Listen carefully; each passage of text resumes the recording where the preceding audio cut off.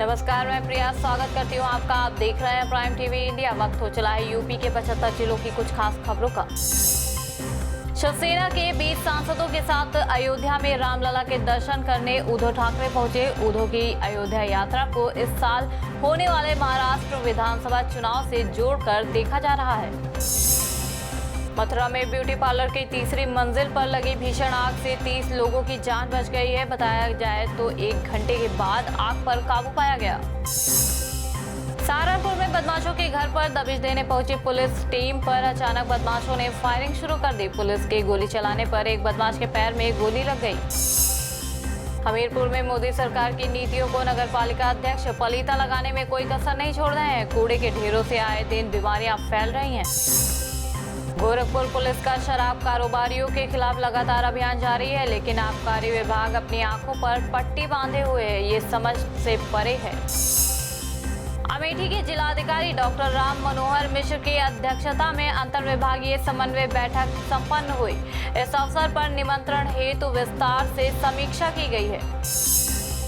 गोरखपुर के लोगों ने मैनचेस्टर में होने वाले भारत और पाकिस्तान के मुकाबले को लेकर हिंदू और मुसलमान दोनों संप्रदाय के लोगों ने एक साथ मिलकर पूजा अर्चना की और भारत की लंबी तगड़ी जीत के लिए प्रार्थना की।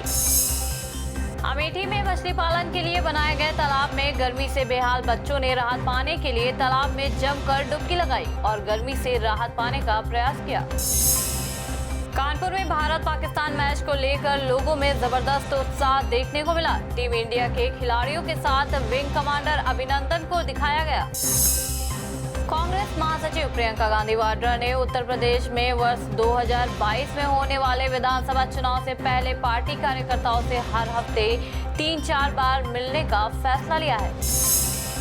फिरोजाबाद में एक बार फिर बड़ा हादसा हो गया। तेज रफ्तार कार आगे चल रहे ट्रक में जा घुसी, जिसके कारण एक की मौत हो गई। 8 लोग घायल हैं, जिसमें से 4 की हालत गंभीर है। पश्चिम बंगाल में एक जूनियर डॉक्टर की पिटाई से उठा डॉक्टर्स का विरोध बीआरडी मेडिकल कॉलेज पहुंच गया है और वहां प्रचार कार्यालय के सामने नारेबाजी करते हुए प्रदर्शन किया।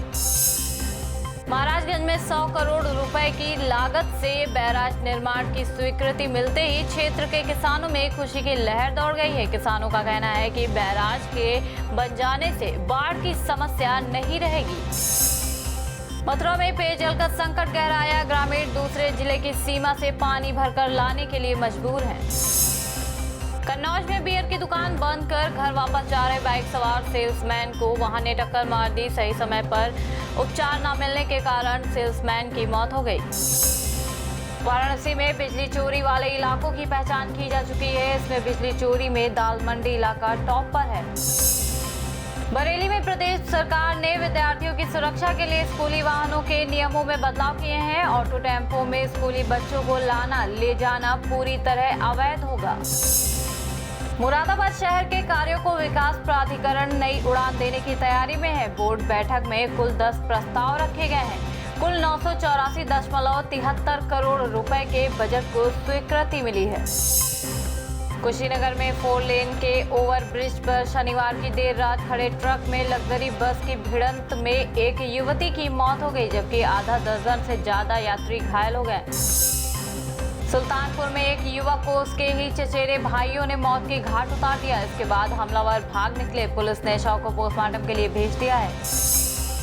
बहराइच में कतरनिया घाट वन्य जीव प्रभाग के आजमगढ़ पुरवा में शनिवार देर शाम नेपाली हाथियों ने जमकर उत्पात मचाया। हाथियों ने खेत में लगी 60 बीघे फसल को रौंदकर नष्ट कर दिया। बागपत में गर्मी की छुट्टियों के दौरान स्कूली बच्चों में फिट रहने के लिए योग सीखने की ललक बढ़ रही है। शिविर के बच्चे कपालभाति, अनुलोम विलोम के साथ कई आसन सीख रहे हैं। बुलंदशहर में कर्ज से परेशान होकर किसान ने जहरीला पदार्थ खाकर आत्महत्या कर ली। देवरिया में एक महिला की हालत गंभीर होने पर अस्पताल कर्मचारियों ने जिम्मेदारी लेने से इनकार कर दिया है और परिजनों के साथ मारपीट करने लगे। हाथरस में टेंट हाउस की दुकान में शॉर्ट सर्किट की वजह से आग लग गई। इसमें दुकान में रखा लाखों का माल जलकर राख हो गया। लखीमपुर में तेज रफ्तार से आ रही बस ने 2 युवकों को रौंद दिया। एक की मौके पर ही मौत हो गई और दूसरे को अस्पताल में भर्ती करा दिया गया है। इटावा में दूध के टैंकर से चालक ने आधा टैंकर दूध बेच दिया। सूचना मिलने पर पुलिस ने एक को गिरफ्तार कर लिया, वहीं दूसरा भागने में कामयाब रहा। मथुरा में तेज रफ्तार कार को अज्ञात वाहन ने टक्कर मार दी। मौके पर 5 लोगों की दर्दनाक मौत हो गई। कानपुर में प्रधान आरपी सिंह की अध्यक्षता में सत्संग समिति की बैठक संपन्न हुई। 23 जून को पूज्य सुधांशु जी महाराज के पावन गुरु पूर्णिमा पर आगमन किया जाएगा। अमेठी में 7 जून को शिवजी सोनी से हुई लूट का खुलासा करते हुए पुलिस ने एक अभियुक्त को गिरफ्तार कर लिया है। यूपी के डीजीपी ओम प्रकाश सिंह ने पुलिसकर्मियों संग यातायात जागरूकता रैली निकाली। रैली में डीजीपी के साथ लखनऊ के एसएसपी कलानिधि नैथानी भी मौजूद रहे। रैली लखनऊ के 1090 चौराहे से शुरू होकर लालबाग स्थित शर्मा टी स्टॉल पर खत्म हुई थी। 3 चुनाव से लगातार विजय का परचम फहरा रही भाजपा ने संगठनात्मक विस्तार की तैयारी शुरू कर दी है। पार्टी नेतृत्व की कोशिश है कि यूपी में कम से कम 40 लाख से ज्यादा नए लोगों को भाजपा के साथ स्थायी रूप से जोड़ा जाए।